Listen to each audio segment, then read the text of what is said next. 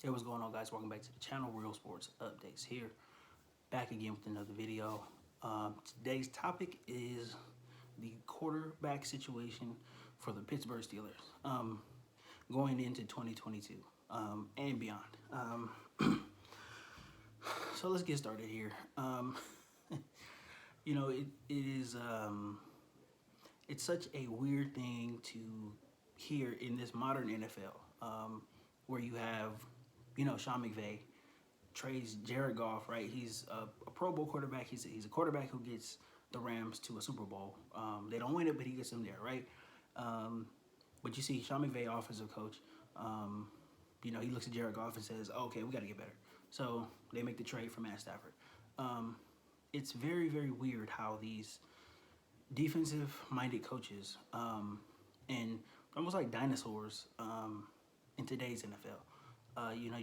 You're speaking on, I'm speaking on Mike Tomlin specifically. Ben Roethlisberger announces his retirement, and the Steelers know that he's either going to retire or they're either going to cut him at the end of the season. So the Steelers come into the season and they know that this is going to be it for him. They do nothing as far as the draft goes. They don't draft a quarterback. They don't move up to draft a quarterback. They don't, make a trade or whatever. They don't do anything. They stay put with the quarterback room that they have. They Mason Rudolph and Dwayne Haskins right now. So basically, Mike Tomlin, his streak of seasons where he has a winning record or is has a even record, whatever. That's all hinging on Mason Rudolph and Dwayne Haskins, and that's not a good combo at all. Both of these guys are, in my opinion, they're not starters in the NFL. But if you're the Steelers, why haven't you addressed this situation? Right, and me as a Charger fan, right? I knew Phillip Rivers was on his last legs. He still obviously wanted to play for a year, so the Chargers let him go, and he ended up signing with the Colts. That same draft, the Chargers draft Justin Herbert with the 6th pick, right? Now you had Tyrod Taylor sitting behind, Phillip Rivers. He's been a serviceable starter in the league. Serviceable starter, high end backup for quite a while now in this league. But the Chargers immediately address the most important position on the team, which is quarterback position. They draft Justin Herbert, and now the Chargers are looking good going forward for the season. Because you have a star who looks to be better than the guy that he replaced in Phillip Rivers, right? But there's still a lot of football left to play in Herbert's career for everybody to say that. But just these past 2 seasons, he's been much better than advertised. But the Steelers, on the other hand, it's the complete polar opposite. They know they have an aging quarterback, and they do nothing about it. So I think the Steelers now are in. If they don't make a significant move in the trade market, and a significant move being Aaron Rodgers, he's pretty much the only guy I can think of. Or I don't know if there's anybody else available. Nobody else comes to my head right now, but if they don't make a significant move, they're going to be in trouble for a while.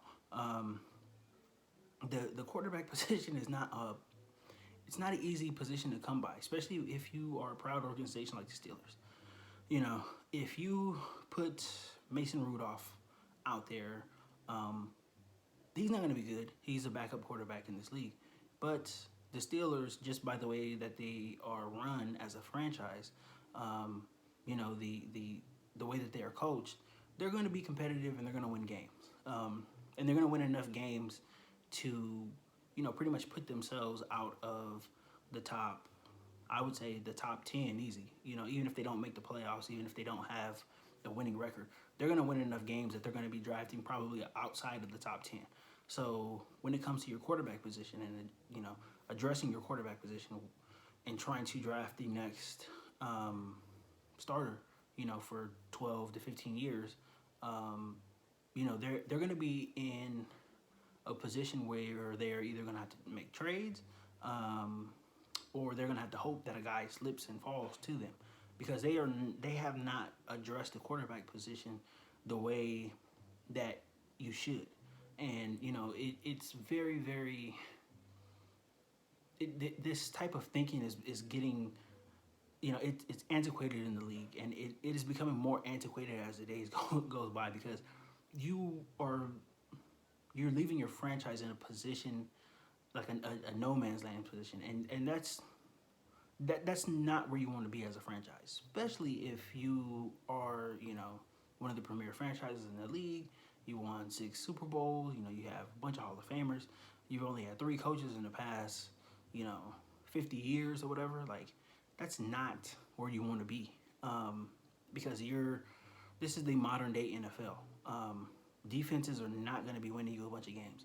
You're going to have to be able to go out there and score. You have Lamar Jackson is in your division. Joe Burrow is in your division. Both of those guys. We've seen Joe Burrow get his team to the Super Bowl. Lamar Jackson is well capable of getting his team to the Super Bowl. The Browns going to have some questions with Baker coming up, whatever, blah blah blah. But when the Browns are right, and Baker is right, they can win playoff games. They can get to an AFC Championship game. So it's incumbent on the Steelers to make a move now.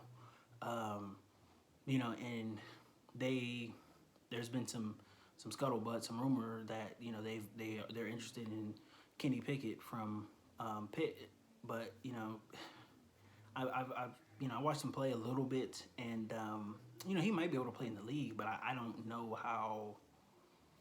It's hard to tell how successful he's going to be. It's Pitt is kind of it seems like a smaller program, but it's not. Like, I mean, they have big names and stuff, but it's just not like, you're not playing for a really, premier college football program. So, like, what coaching did he get there? Was he coached the right way? What has he learned? Picked up any bad habits that he's gonna have to drop in the league? Whatever.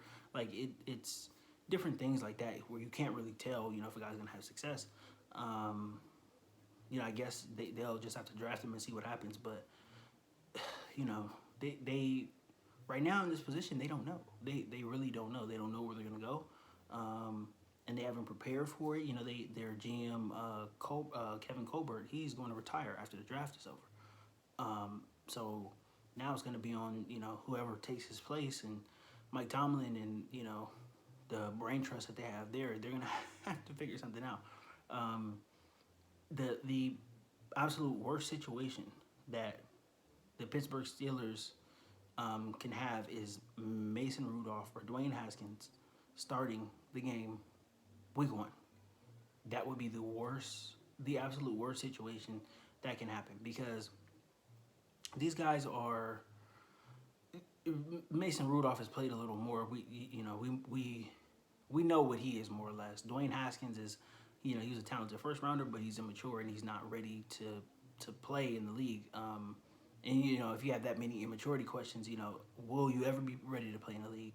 That's what I would say. But that would be the worst situation for the Steelers going in to this season, is having one of those 2 guys line up under center week 1.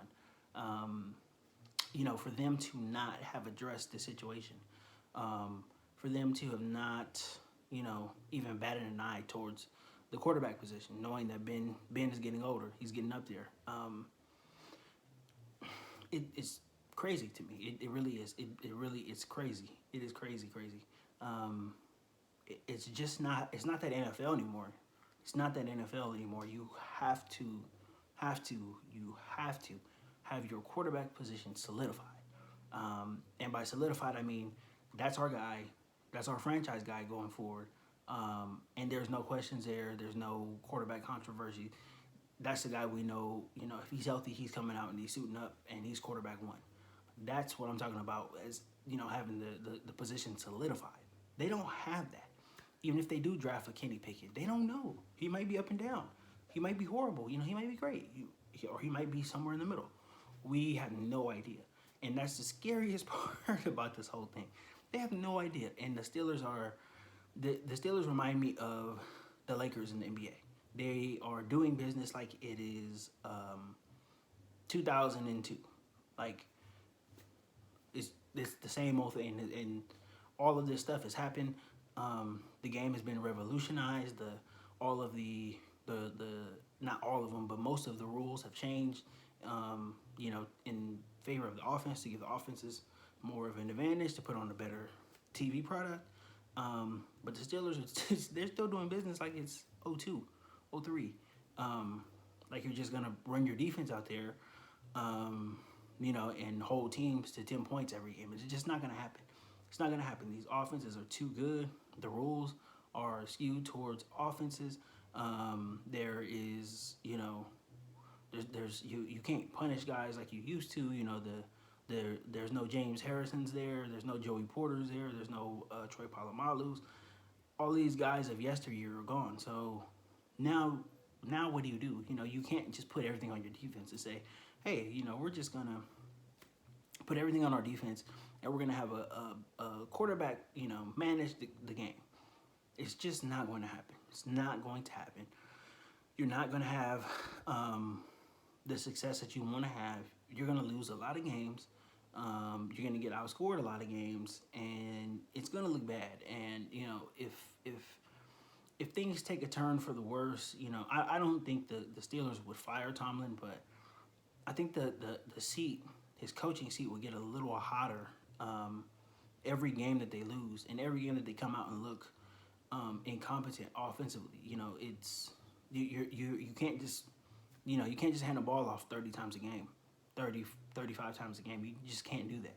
You need a quarterback to make throws, and that's just what it is. Your last, going back, you can go back to 7-8 years. You have in Super Bowls, your quarterbacks need to make plays.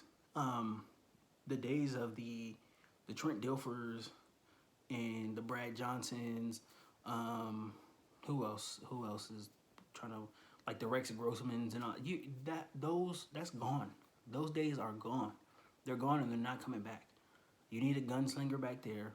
You need a guy who can make the throws. You need guys who can make the throws under pressure.